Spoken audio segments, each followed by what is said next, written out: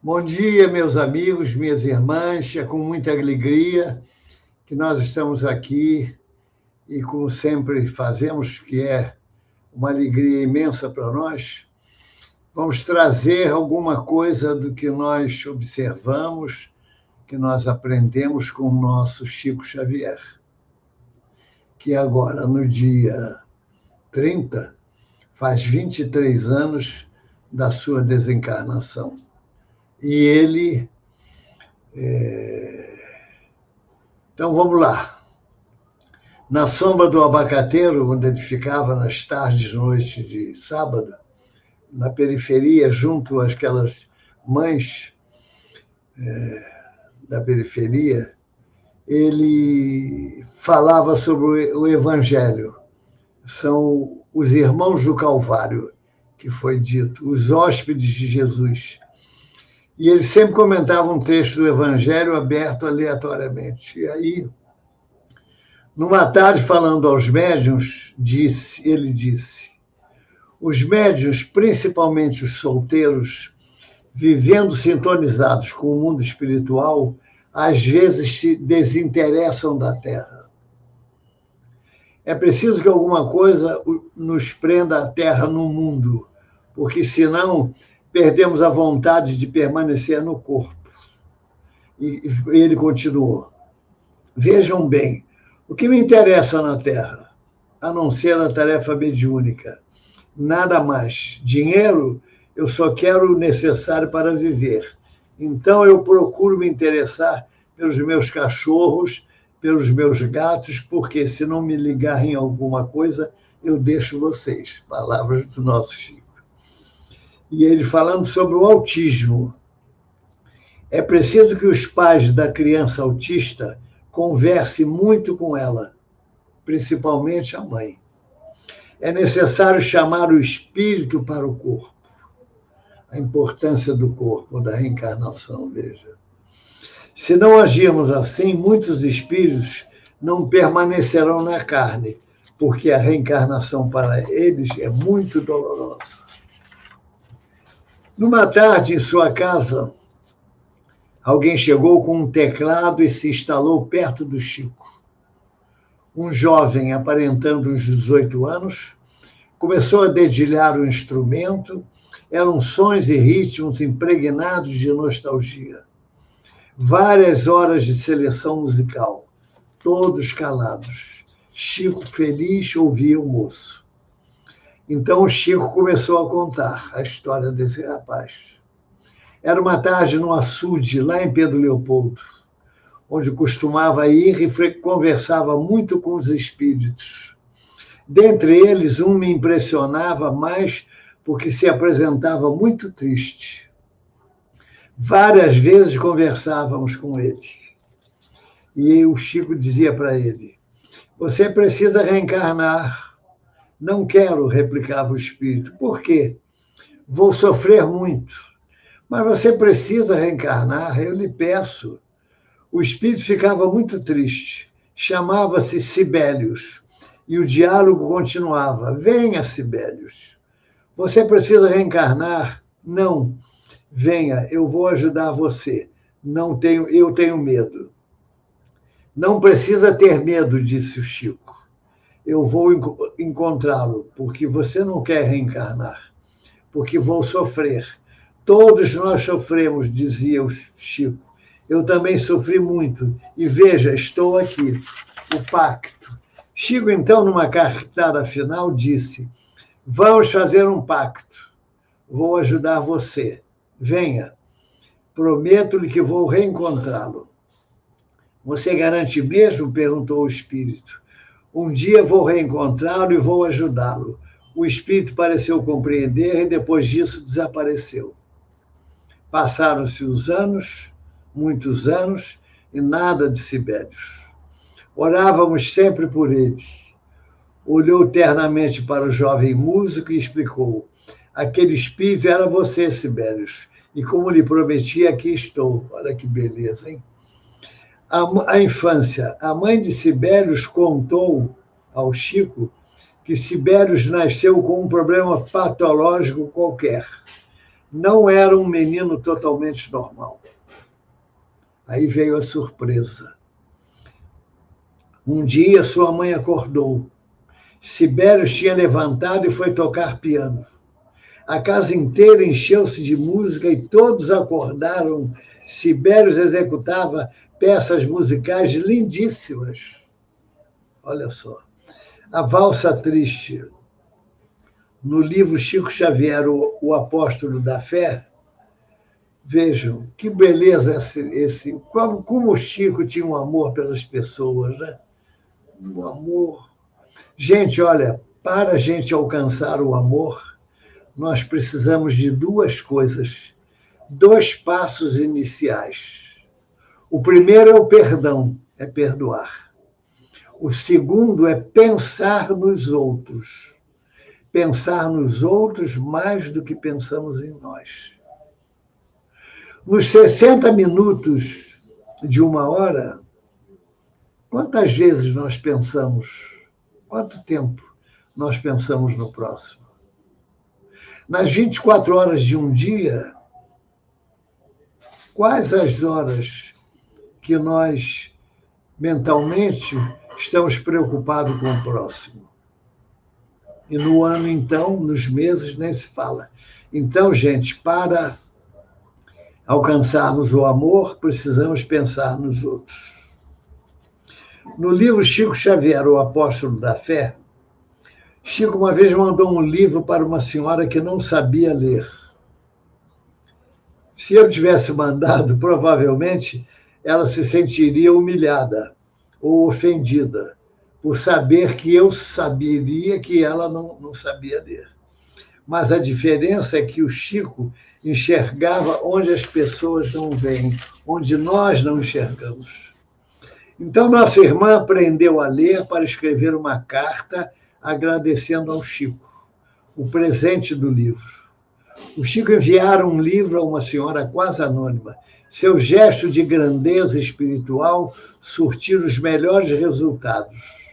Aquela mulher de tez escura, complexão franzina, de trajes pobres, acolheu o que interpretou como uma dádiva do céu e transformou-se na mentora de toda a família, conduzindo aquele grupo de almas pelos caminhos do bem.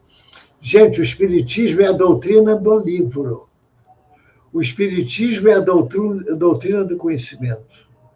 Eu tenho livros que têm a idade de 60 anos, mas eu não os deixo. Como disse o poeta, livro encebado, livro em serviço, santo operário do bem, livro lustroso, trancado, não auxilia ninguém. Aquele que perseverar até o fim será salvo, advertiu o Senhor Jesus. O Chico, sobre o tema, lá no Abacateiro, assim se expressou: nós temos um compromisso com os espíritos, assim como eles os têm conosco. Eles precisam de nós, até certo ponto, e nós carecemos deles. Eles nunca rompem o compromisso conosco. E, gente, ser espírita quer dizer compromisso. Compromisso assumido antes da reencarnação.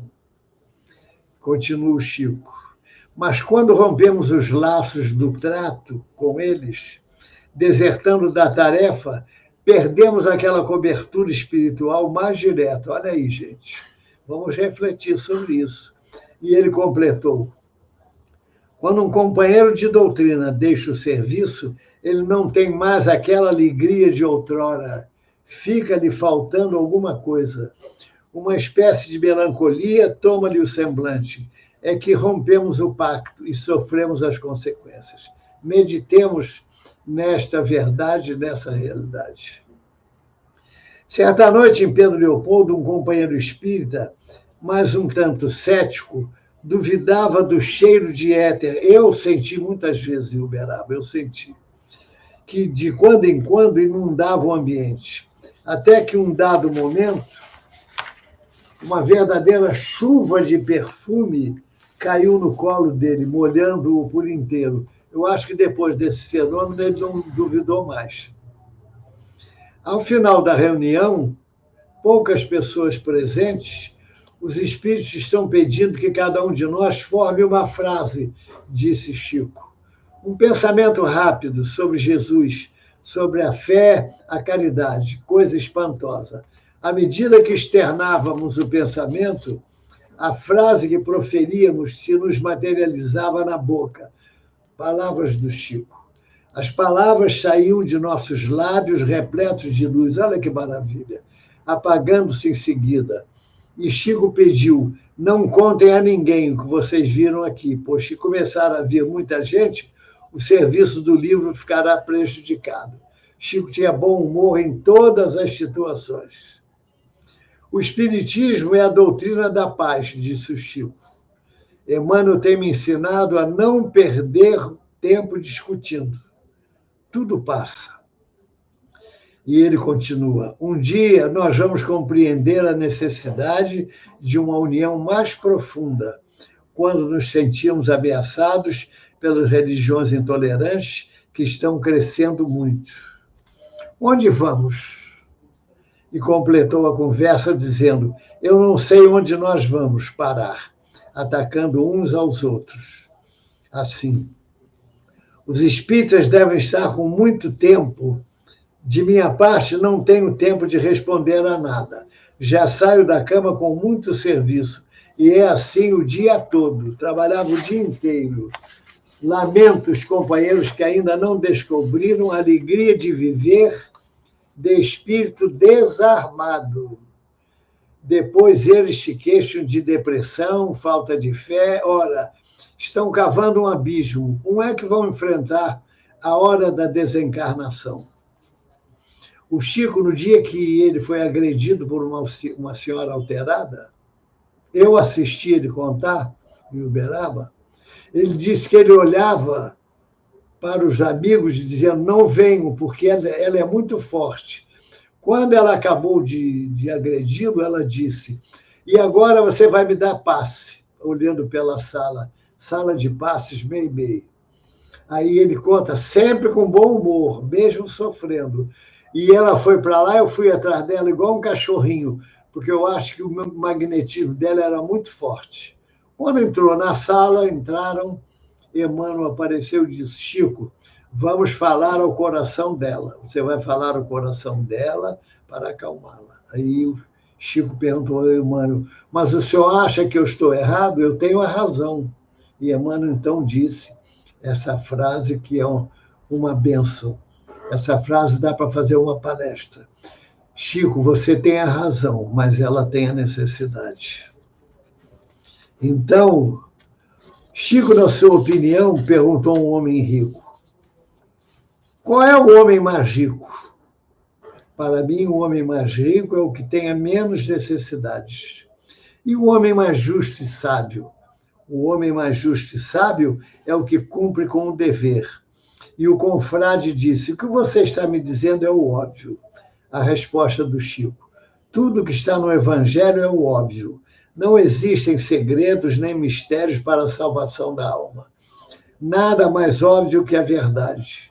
O nosso problema é justamente este. Queremos alcançar o céu? Queremos alcançar o céu? Vivendo fora do óbvio da terra. Olha, o Chico ele tinha uma faculdade que eu considero do espírito, uma faculdade anímica dele. Um casal amigo estava em Sacramento com a Igorina Cunha, sobrinha de Eurípides, no café da manhã. E ela pegou um envelope grosso, entregou a esse casal, pedindo que levassem até o Chico, porque esse casal da Helenir Meireles, lá de Niterói, que era amiga do Chico, iam almoçar com o Chico, naquele domingo, na casa do Wilker, como ela fazia sempre. Então, vocês entreguem esse envelope ao Chico, que é um trabalho, um estudo pessoal meu, que eu quero saber a opinião dele. Gente, quando a nossa amiga chegou na casa do Wilker, que o Chico já estava lá, que entregou o envelope a ele simplesmente respondeu, olha, podem falar para a Igorina que o trabalho dela está correto, ela pode publicar o livro. Então, na minha visão, ela, preocupada naturalmente, é aquele livro, Cidade no Além, de Egorina Cunha, onde ela faz os desenhos, fala sobre o nosso lar, com o espírito de um amigo. Na minha visão, ele lia o pensamento das pessoas.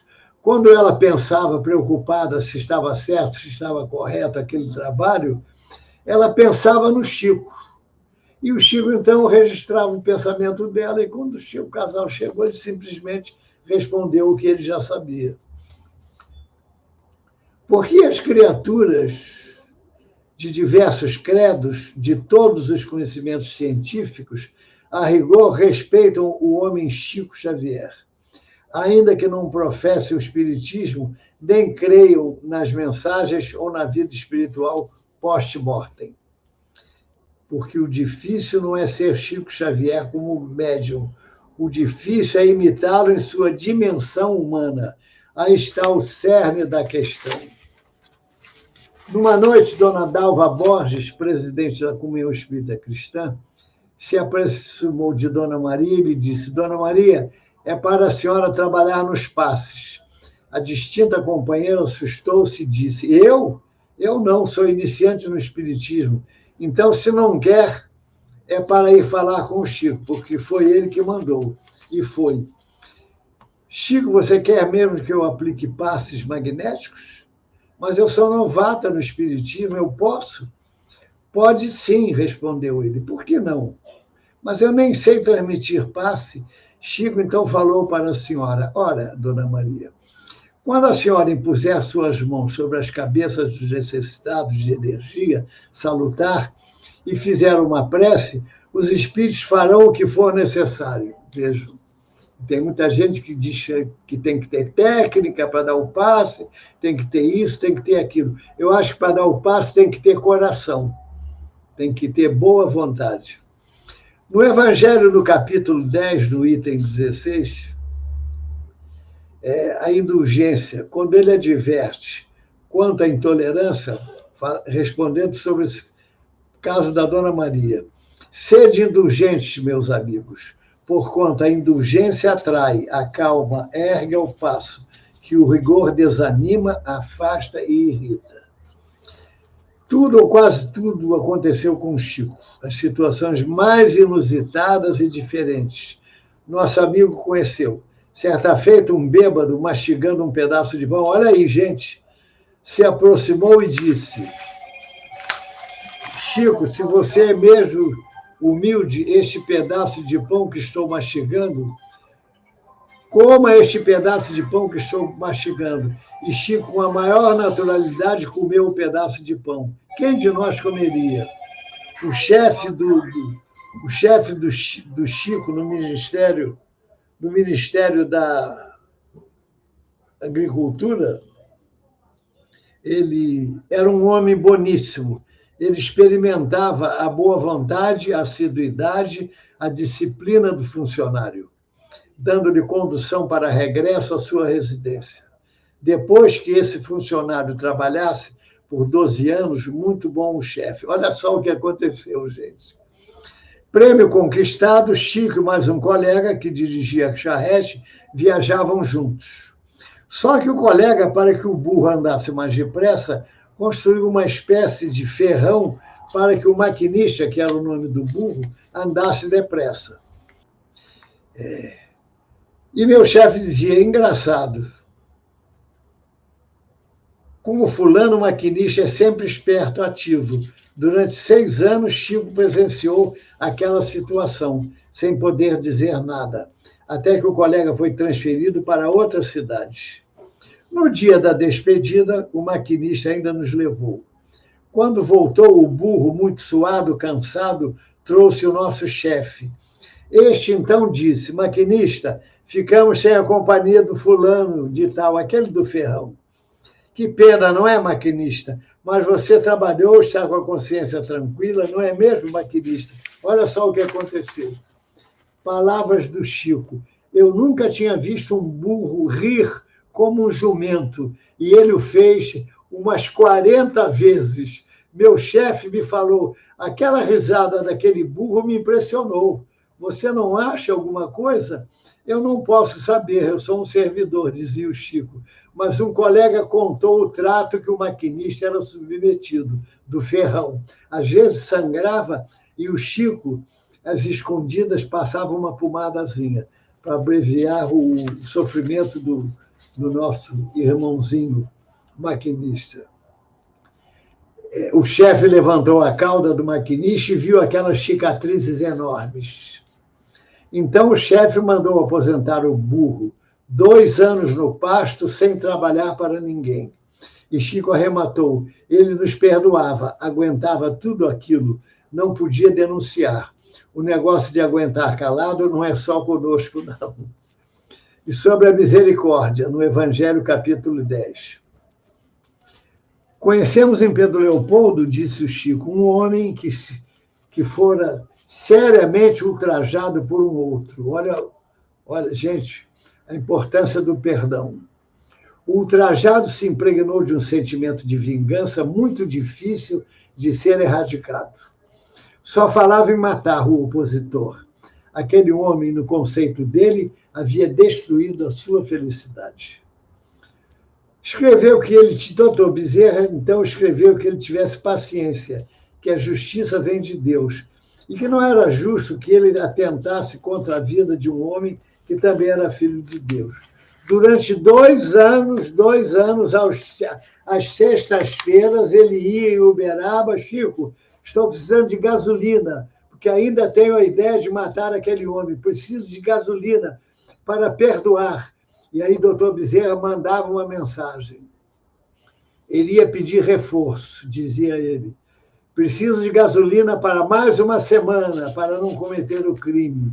E sempre a palavra balsâmica, tranquilizadora do doutor Bezerra lhe acalmando o ímpeto.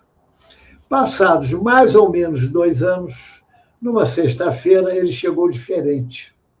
Não colocou o nome para orientação.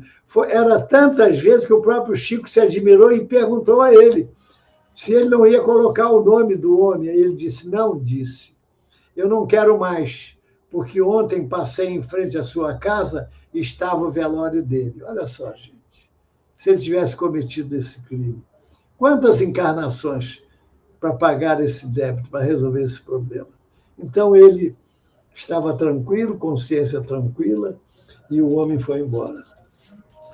O remorso e o ressentimento não têm razão de ser, disse o Chico, porque a pessoa que pratica o mal contra alguém carrega um remorso muito grande na cabeça e no coração, seja amanhã ou depois. Porque, gente, não basta o remorso. O primeiro passo para a gente mudar é a gente se arrepender. Mas não basta se arrepender, ficar arrependido a vida toda. Tem que desejar pagar a conta.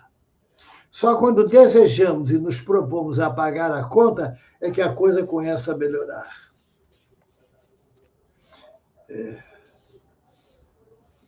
Certa feita, chegaram a Pedro Leopoldo 3 moças, completamente obsidiadas. Uma comia vidros, boca sempre sangrando. 3 meses e nada de cura ou sequer melhora. Chico, então, teve a visão. Foram fazendeiras mais, uma delas, por uma falta boba de um servo, mandou fazer um buraco, enterrou o pobre coitado, deixando apenas a cabeça de fora, onde untou o mel. 15 dias após, antes de morrer, o servo gritou, Sinhá, se tiver alma depois da morte, eu venho me vingar. Era ele que a incitava a comer vidros. 3 meses após, ficaram boas. 6 meses de lutas. O complexo de culpa. O mendigo renitente. Um amigo do Chico, que era fazendeiro, um dia, certa feita, abriu a porta da sua casa e na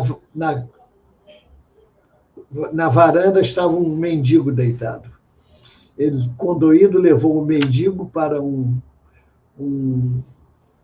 um quarto e sala na cidade que ele alugou para o mendigo. O mendigo não dizia nada. No dia seguinte, ele abre a porta, lá está o mendigo. Ele pensou, ele não deve ter gostado do aposento. Levou o mendigo para uma casa de abrigo de idosos na cidade. No terceiro dia, lá estava ele. Então, o homem falou para o Chico, perguntou a ele o porquê daquilo. Então, ele disse, ele fora fazendeiro rico na cidade, e quando ficar virado, fosse de madrugada, chovendo ou não, ele pegava um trabalhador daquele e expulsava de casa, fosse na chuva, no frio. Então, ele desencarnou, arrependido, chorando. Ele faz isso para filtrar o complexo de culpa, e aí, então, ele conseguir, numa próxima encarnação, ele pagar o seu delito. Pães ou pedras? Frei Bartolomeu dos Mártires viveu para servir. Era português da cidade de Braga. Resolveram construir uma catedral maior do que todas as catedrais de Portugal. Uma crise forte se instalou em Portugal, muitos necessitados, e o frei não podia mexer no dinheiro que os nobres enviavam para a construção da catedral. Então, alguns nobres resolveram inquirir o frei sobre o acabamento da catedral, que havia chegado ao teto, faltando o acabamento. Obrigado a se manifestar, o santo homem disse, de acordo com a minha contabilidade, existem 2.000 famílias em necessidade, e eu não posso deixar essas pessoas passando fome. Tudo tem sido gasto com a nossa própria gente. Então, diante da insistência dos nobres para que a catedral ficasse pronta, o frei encerrou o assunto, dizendo, vocês me fazem uma proposta, pior do que o diabo fez ao Cristo no deserto, porque o diabo pediu que ele transformasse pedras em pães, e os senhores estão querendo que eu transforme pães em pedras. Terminou ele com bom humor. Assinala o Chico que Jesus explicou o tópico, o pão nosso de cada dia dá-nos hoje. E se fossem necessários mais recursos para sermos felizes, Jesus certamente teria acrescentado, enquanto nos contentamos com o pão, vai tudo bem, mas da manteiga em diante começam as nossas lutas, disse o nosso Chico. A coisa mais difícil é ter dentro de si a senhora humildade, disse o abençoado médium. Aí está a prenda maior e mais difícil de se obter. Calar-se quando alguém nos ofende. Silenciar quando, no meio dos que maldizem, é vitoriada a maledicência. E completou, tudo isso é revelador de luz na alma, e seu autor já tem Jesus no coração.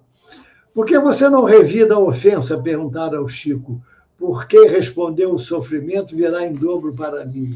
Olha só, o Chico nunca respondeu a crítica feita sobre ele. Sobre a doutrina, não. Ele dava até soco na mesa, ele defendia. Mas críticas pessoais ele não defendia. Certa feita, 3 cadetes de agulhas negras vieram convidar o Chico para uma grande festa que iria se realizar na academia, e seria uma bela propaganda para a doutrina. Chico amorosamente os advertiu. Suas palavras, Jesus não deseja nenhum discípulo conquistado à força. A procura deve ser espontânea. Na hora exata, depois que vale a quantidade, ele quer a qualidade de servidores que lhe sejam leais, humildes e abnegados. Certa feita, Emmanuel pediu a Deus em prece nos ajudasse a cultivar o caráter acima da convicção e o exemplo acima das palavras. Foi o que Chico fez em toda a sua vida apostolar.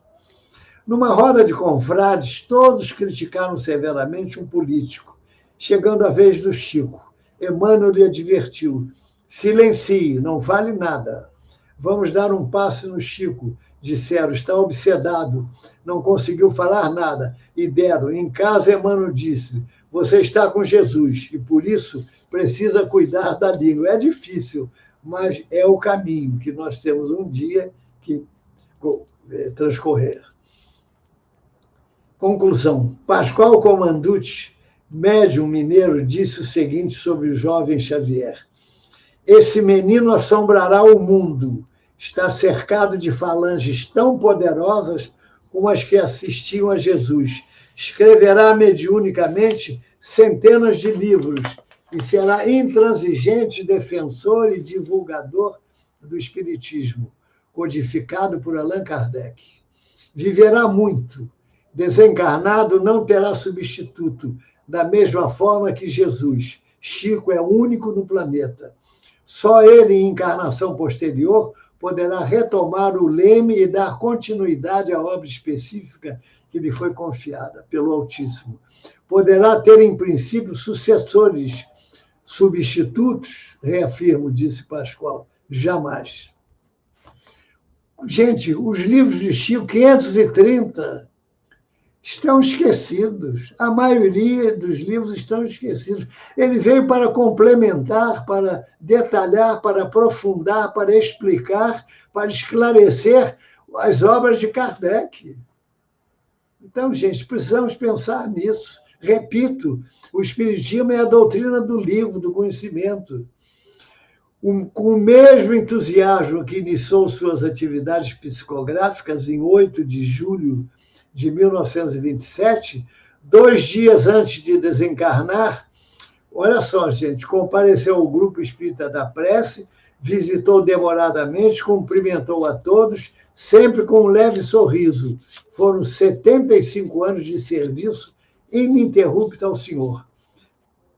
Eu vou ficar por aqui, porque recordo da conversa de um menino com o confrade Ali Halfed, de Juiz de Fora.